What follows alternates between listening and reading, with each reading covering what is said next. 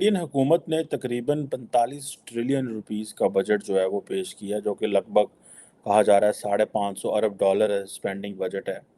और जाहिर बात है ये एक बहुत बड़ा बजट है। रिसेंटली इंडिया में बजट पेश किया गया है और उसमें कश्मीर का जो हिस्सा दिया गया है वो 355 बिलियन रुपीस दिए गए हैं। पाकिस्तान की अगर बात करें, पाकिस्तान में आए दिन क्राइसिस को लेकर प्रोटेस्ट हो रहे हैं। अब आप ये इमेजिन करें कि 10 साल अगर वो रहे हैं तो वो बजट भी पेश कर रहे हैं और तगड़ा बजट पेश कर रहे हैं। हिंदुस्तान के जो फॉरेन एक्सचेंज रिजर्व्स हैं, जो तस्वीर मेरी हो सकती है $600 बिलियन हैं, कोई एक लीडर उनकी कोई बाहर प्रॉपर्टीज हैं, बाहर कोई रहते हैं, कोई एक नाम लिया जाए, कोई मोदी की हैं। पाकिस्तानियों के लिए एक और बुरी खबर, कौम को एक और कमर तोड़ झटका देने की तैयारी कर ली गई। IMF का हुकूमत को पेट्रोल पर 17% टैक्स। मैं बेवकूफ का लफ्ज तो नहीं इस्तेमाल करना चाह रहा, लेकिन बहुत सीधे हैं आप लोग, ठीक है ना।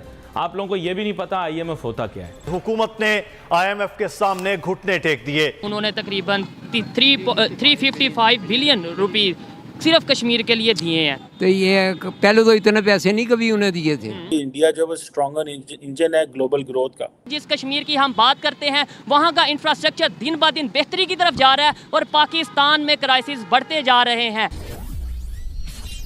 जय हिंद दोस्तों, very warm welcome to Hindustan special channel. संसद में केंद्रीय वित्त मंत्री निर्मला सीतारमण ने बुधवार को केंद्रीय बजट पेश किया। पाकिस्तान भारत के केंद्रीय बजट का आंकड़ा देख काफी हैरान परेशान दिखाई दे रहा है।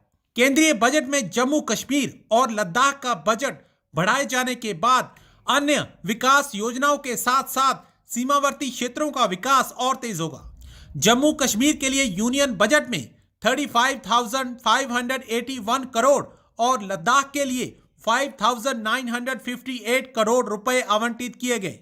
प्रदेश में सड़क और अन्य प्रोजेक्ट तैयार होने से सेना की सामरिक शक्ति बढ़ेगी। पाकिस्तान में भी भारत के केंद्रीय बजट की चर्चा होनी लाजमी है। पांचवी बड़ी इकॉनमी बनने के बाद कई देशों में भारत के बजट को बड़े ध्यान से देखा जा रहा है।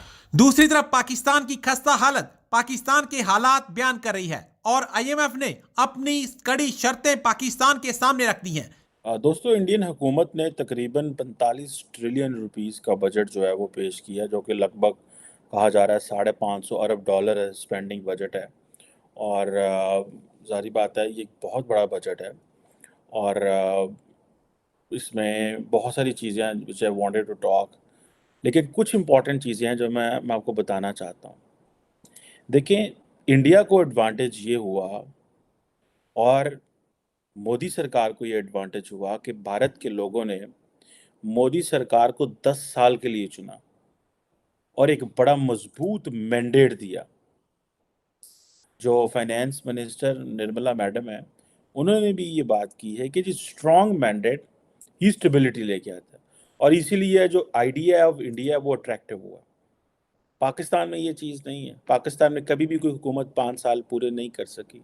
हमारी जो इस्टेब्लिशमेंट है वो चाहती है कि हमेशा जो सियासतदान हैं, जो सियासी हुकूमतें हैं, वो सिंपल मेजॉरिटी से भी कम हो ताकि वो उनके ऊपर डिपेंडेंट रहें।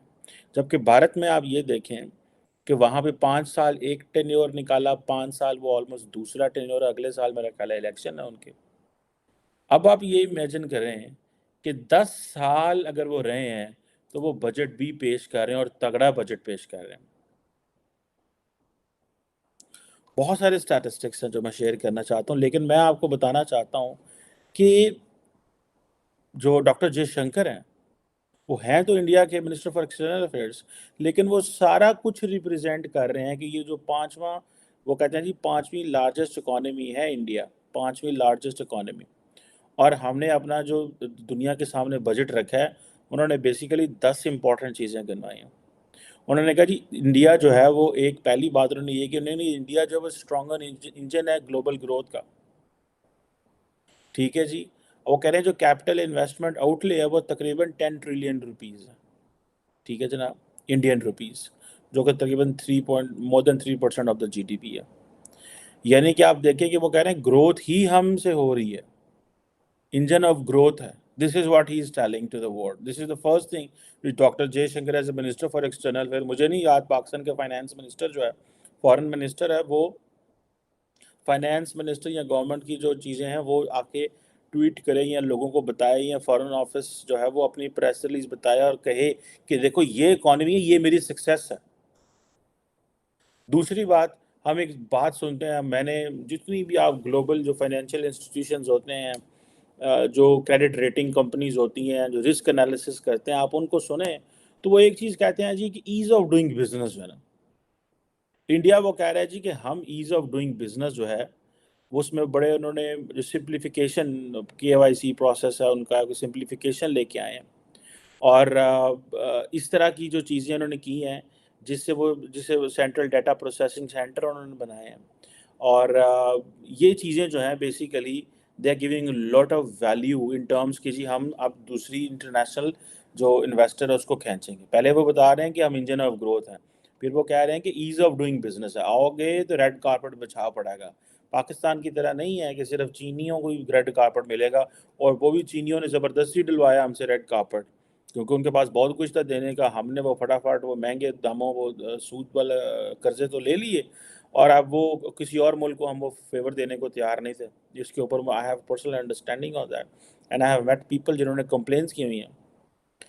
और अब जब फॉरेन डायरेक्ट जब इसकी ईज़ ऑफ डूइंग बिजनेस की आती है बात, तो वो कहते हैं जी ठीक है हम जो है वो इनडायरेक्ट टैक्स सपोर्ट देंगे मैन्युफैक्चरिंग को, कंप्लायंस है, इनकम टैक्स के बेनिफिट्स हैं, स्टार्टअप्स के बेनिफिट्स देंगे।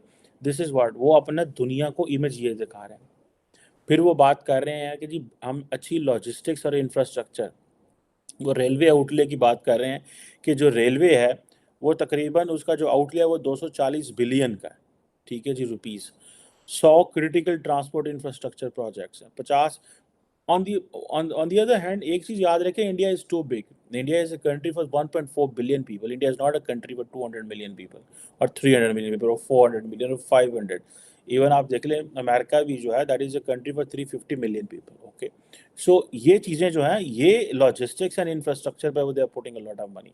रिसेंटली इंडिया में बजट पेश किया गया है और उसमें कश्मीर का जो हिस्सा दिया गया है वो 355 बिलियन रुपीस दिए गए हैं। पाकिस्तान की अगर बात करें, पाकिस्तान में आए दिन क्राइसिस को लेकर प्रोटेस्ट हो रहे हैं, कभी पीपल पार्टी, कभी PTI, कभी नून लीग, कभी जमात इस्लामी, तो कभी कोई पार्टी। लेकिन हर एक प्रोटेस्ट में, हर एक जलसे में अगर नारा लगाया जाता है वो यही लगाया जाता है, भारत का जो यार है वो गद्दार है। इंटरनेशनल लेवल पर हम जाके कहते हैं कि हमें रिलेशन बेहतर करने हैं, पब्लिक को हम बताते हैं कि भारत का जो यार है वो गद्दार है। इसी हवाले से पाकिस्तान पीपल पार्टी का यहाँ पे प्रोटेस्ट जारी है। उनके रहनुमाओं से, उनके लीडर से बात करेंगे कि क्या ये दोगली पॉलिसी नहीं है। दुनिया टेक्नोलॉजी की तरफ तेज़ी से बढ़ रही है, दुनिया डेवलपमेंट की तरफ जा रही है। जिस कश्मीर की हम बात करते हैं वहाँ का इंफ्रास्ट्रक्चर दिन ब दिन बेहतरी की तरफ जा रहा है और पाकिस्तान में क्राइसिस बढ़ते जा रहे हैं।